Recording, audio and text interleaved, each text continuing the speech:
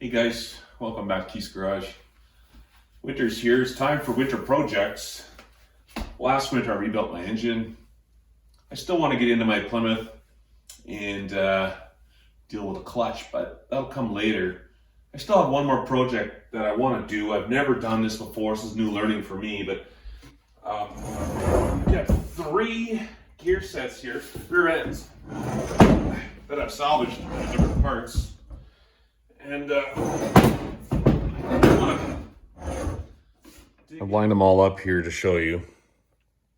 See that? 4.1 to 1, 411 to 1, 3.9 to 1, and 4.3 to 1. My Plymouth has 411 in it now, and I do like that gear ratio. It's nice for climbing the hill home. It's not so great on the highway, but I don't spend a ton of time on the highway. I spend more time driving in town, going up and down the hill home. So I have no intentions of putting anything different in my Plymouth. 411 works in there with 3-speed, 237 cubic engine. It's great. Now my Chrysler has overdrive.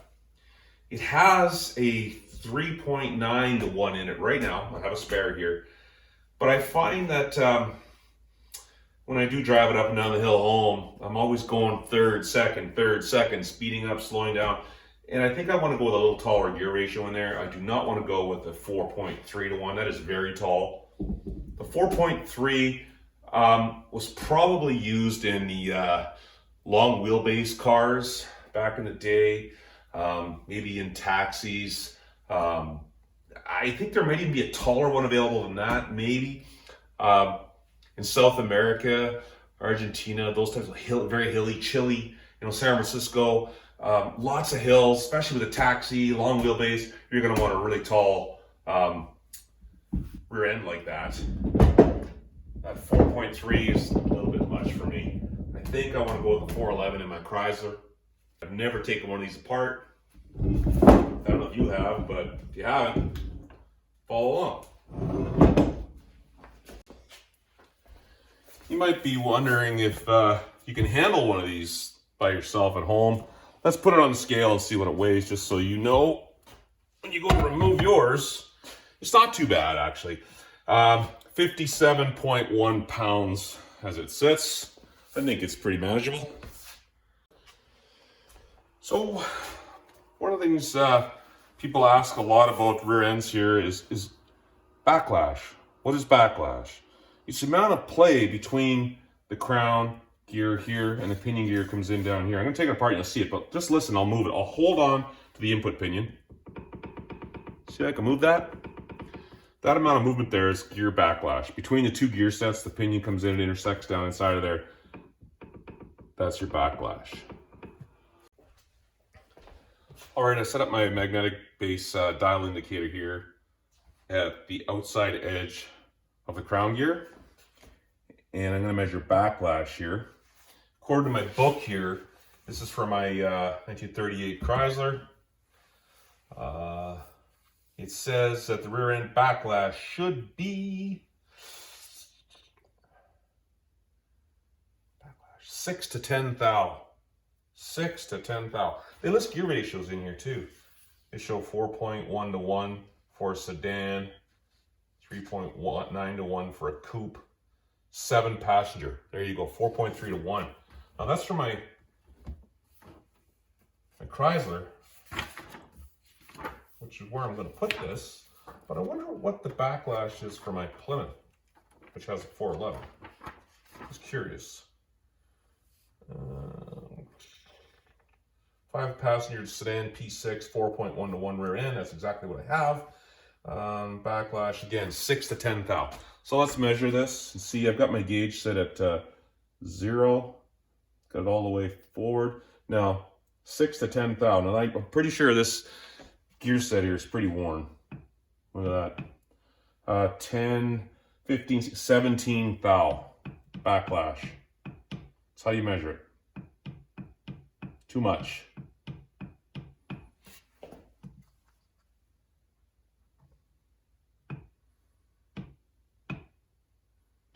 15 to 17 thou in that range.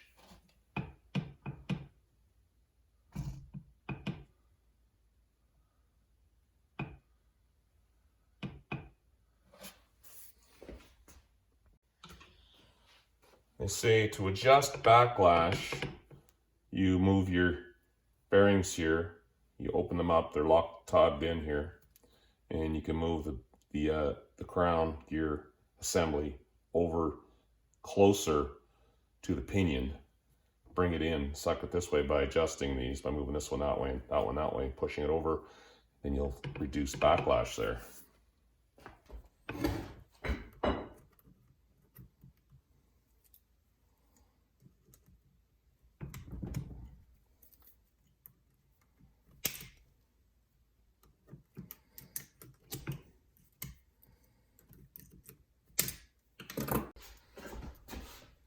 I'm going to mark them for a reference.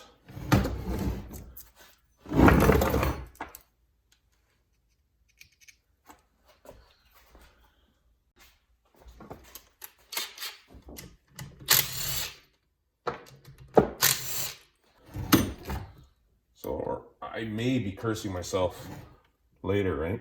If I didn't know what I was doing here, and I don't, but we're learning. Your locks.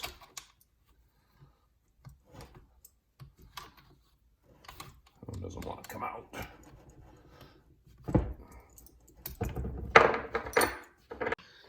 I'm sure there's a tool for this that I don't have, but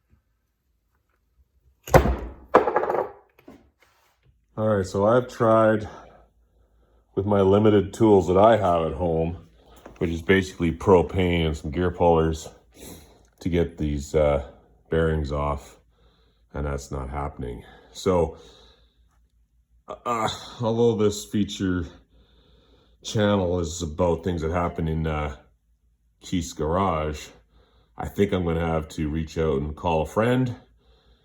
I need oxyacetylene probably to heat that bearing up hot enough to pull it off, and I do not have a set of torches here at home. Just never got there. Never owned a pair, so I think I'm going to have to take this outside of Keith's garage to get that off of there, if you like. All right, so this is we're over at my buddy's place here, and we tried you can see you're the just bearing press here. Not the cone underneath. We're not able to get it properly, so we're going to pull out the liquid metal here, the melter. That's not going to work. We had a bigger one maybe, but that's not going to work. All right.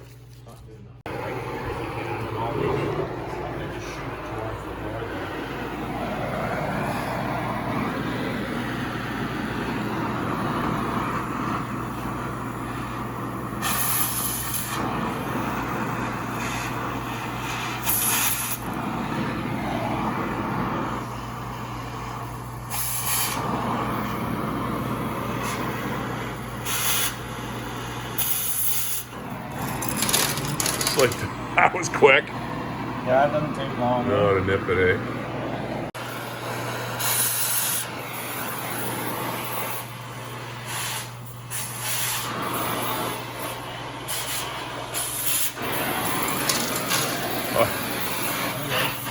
Give this guy a nice roast. It's bacon for Christmas. Yeah. Make something out of it. For you. Okay.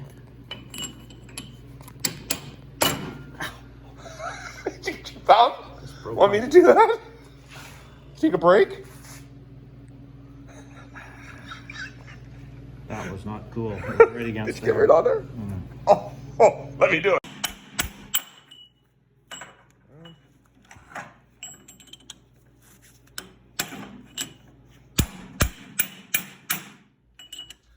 All right. It's not funny when you smash your thumb with a hammer. And I feel sorry for my buddy Eric for that. We've all been there. We've all done it. Anyways, so we took a cold chisel and we just hammered the inner, I think they call that the cone, came out of the bearing. And there's the cup that came off the cap. Oh, I'm crying here. So both sides, we've got the bearings off now. This is called the differential carrier assembly. If you're interested, I'll give you the part number on the bearing. And I don't know of a company that, like a manufacturer that makes their own bearings. So if you don't know this, most people do. But the bearing houses make these, bearing companies. This one happens to be rebuilt in the past. It has a made in Japan Koyo bearing in it. And the number looks to be like, I need my glasses to read it, but I think it's like looks like 25580-N. I'll go find a pair of those. So, sorry I missed the part where I lifted this out. I just unscrewed the two caps. Pull the caps off, look like connecting rod caps right off there, and then slid those right out and lifted the diff out. Super easy. So the next step is to take this apart. Sorry, Eric.